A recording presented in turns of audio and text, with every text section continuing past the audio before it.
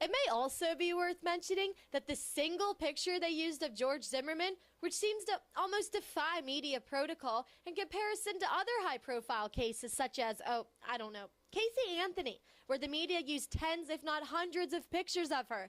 In that mugshot, Zimmerman is conveniently portrayed as much more Caucasian than he actually is. ABC's version of the photo is the most embarrassing when analyzed because it is clearly doctored in Photoshop. Just a basic render or a white overlay, how much more blatant can it get?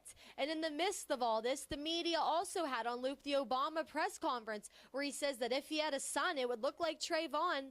But at the same time, the same could be said for the hundreds of thousands of nonviolent incarcerated African American youth. And we've seen time and time again, Obama depends on his teleprompter like a feeding tube, so I wouldn't be surprised to find out that his address to the nation concerning the matter was written by a roundtable of PR narrative experts. And with all things considered, it should be recognized and noted that the use of a possessive phrase to describe anything other than his condolences for the family should be at the very least frowned upon. Conveniently enough, right after the exposure of such blatant media malpractice, NBC went into damage control, and the incident, although talked about on other networks, was largely downplayed and forgotten shortly thereafter.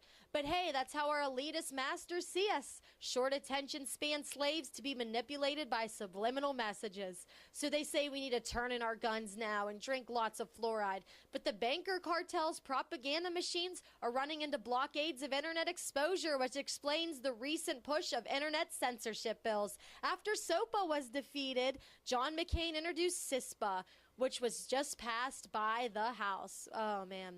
Obama has recently come out saying he has reservations about the bill, but this will likely be a repeat of the bait and switch tactic used for bills like the NDAA. Plus, additional amendments allow DHS to intercept tax returns to the IRS, who are going to take away your right to travel if you owe them money.